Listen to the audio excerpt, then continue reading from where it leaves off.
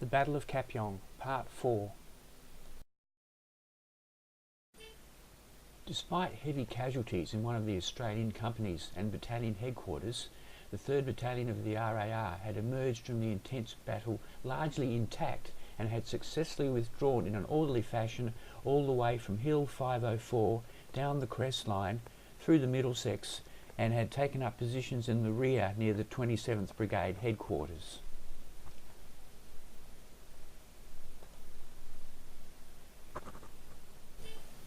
Despite the withdrawal from Hill 504 that evening, 27th Brigade had been reinforced on the afternoon of 24th of April by the arrival of the 5th US Cavalry Regiment.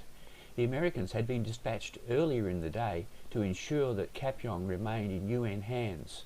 One of the battalions was subsequently deployed to the southwest of D Company on the summit of Hill 677 to cover the left flank. A 2nd American battalion was also deployed in a position across the river southeast of the Middlesex Regiment.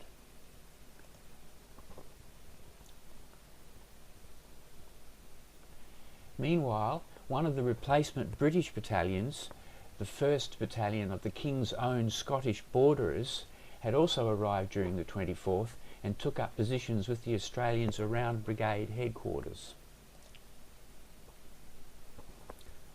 With 6 UN battalions now holding the valley, the Chinese faced a difficult task continuing the advance. Although unaware of the arrival of American reinforcements, the Chinese had detected the redeployment of B Company of 2nd PPCLI, however, and at 22 that evening they commenced an assault on the Canadian right flank. Although the initial moves were easily beaten back by automatic fire and mortars, a second Chinese assault an hour later succeeded in overrunning the right forward platoon. The Canadians successfully withdrew in small groups back to the company main defensive position, where they eventually halted the Chinese advance. During the fighting, the Canadians' 60mm mortars had proven vital, and their stability allowing for rapid fire out to 2,000 yards and an ability to accurately hit narrow ridge lines at maximum range. The next morning, 51 Chinese dead were counted around the B Company perimeter. Canadian half-tracks. Meanwhile, a large Chinese force of perhaps company strength was detected in the valley south of B Company heading towards battalion headquarters. But 6 M3 half-tracks from Mortar Platoon had been positioned there before the battle, each armed with a 50 cal and a 30 caliber machine gun. They held fire until the Chinese broke through the line just 180 metres from their front. Opening fire with machine guns and mortar fire at their minimum engagement distance, the Chinese suffered severe casualties and the assault was easily broken off. The Chinese had telegraphed their intentions prior to the assault by using tracer fire for direction, and had used bugles to coordinate troops in the forming up positions. Such inflexibility had allowed the Canadians to coordinate indirect fire and took heavy toll on the attackers. At 1:10, a large Chinese force was detected forming up to the west of D Company, and they were engaged by Bren light machine guns and defensive fires. Assaulting 10 Platoon, under the cover of machine gun and mortar fire, the Chinese were soon effectively engaged by Vickers machine guns from 12 Platoon firing in mutual support. Switching their axis of assault to 12 Platoon, the Chinese succeeded in overrunning one of the Canadian sections and a medium machine gun, killing 2 of its crew who had remained behind to fire until the last moment. The Canadians fought back, engaging the Chinese as they attempted to turn the Vickers on them, rendering it inoperable before calling in pre-arranged defensive fire on the newly lost position. With the supporting artillery firing at the very slow rate to conserve ammunition, the weight of the Chinese assault soon prompted the Canadians to request it be increased to the slow rate of 2 rounds per gun per minute, so that 24 rounds fell every 30 seconds within a target area of 180 metres.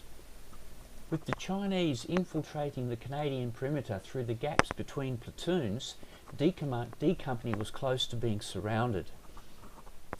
The company commander, Captain J.G.W. Mills, was subsequently forced to call down artillery fire on his own position on several occasions during the morning of 25th of April to avoid being overrun. The tactic succeeded, and the exposed Chinese were soon swept off the position while the dug-in Canadians escaped unharmed. The Chinese persisted, however, launching a number of smaller attacks during the rest of the night, but these were again repulsed by artillery and small arms fire.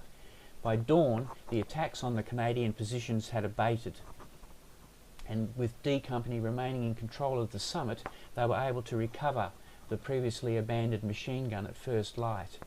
Meanwhile, on the right flank, B Company was able to reoccupy the platoon position it had been forced to relinquish earlier the previous evening. A C-119.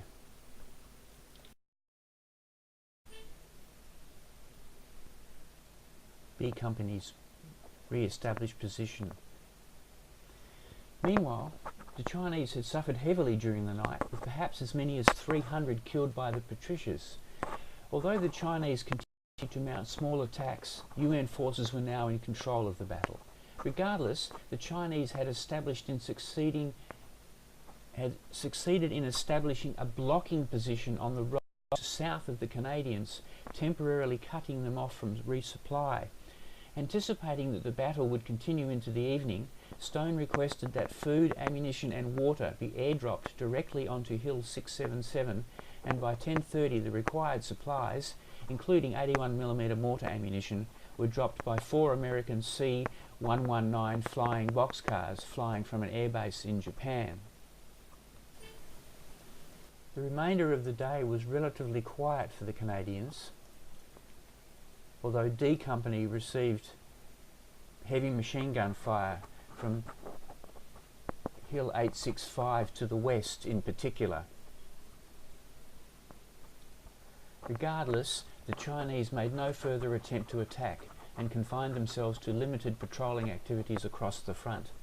Later, the Patricias, with Americans in support, cleared the remaining Chinese from the northern slopes of Hill 677.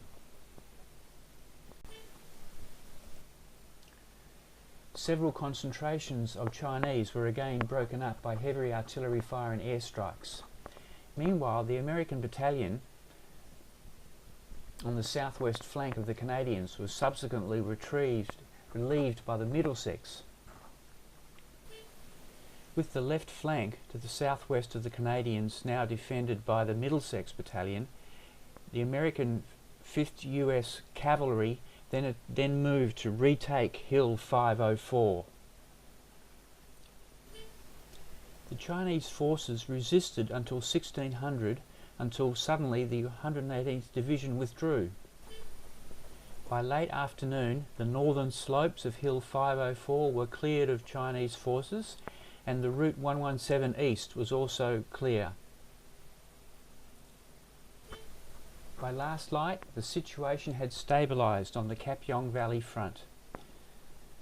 The Chinese had been forced to withdraw back up the Kapyong Valley in the late afternoon of 25th of April in order to regroup and replenish following the heavy casualties incurred during the fighting, having left their supplies of food and ammunition far behind during the advance 2 days earlier. With vastly superior numbers, the Chinese had attacked on a broad front and had initially overrun a number of the forward UN positions. Regardless, the 27th Brigade had ultimately prevailed despite being outnumbered by a factor of 5 to 1.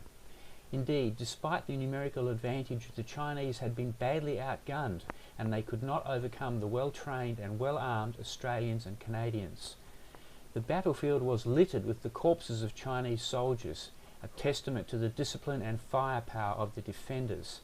And yet, despite their ultimate defeat, the battle once again demonstrated that the Chinese were tough and skillful soldiers, capable of inflicting heavy casualties on the Australians and forcing their eventual withdrawal, albeit both intact and orderly.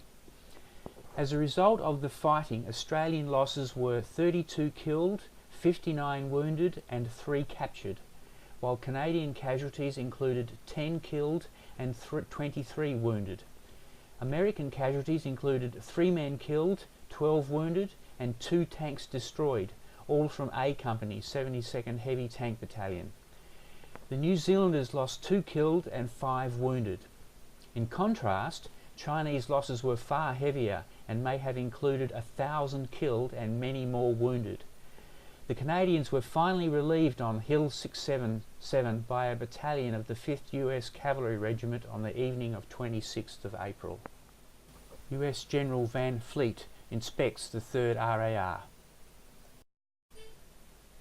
After the battle, the 2nd Battalion of Princess Patricia's Canadian Light Infantry, the 3rd Battalion of the Royal Australian Regiment, and A Company, 72nd Heavy Tank Battalion, were all awarded the US Presidential Unit Citation for their actions during the Battle of Kapyong. The New Zealand gunners, without whom the Australians and Canadians may have suffered a similar fate to that of the Gloucesters at the Imjin, were awarded the South Korean Presidential Unit Citation. Although the Canadians and Australians had borne the brunt of the fighting, the Middlesex, despite the imminence of their replacement, had shown no evidence of hesitancy or lack of aggression when recalled into the fighting early in the battle.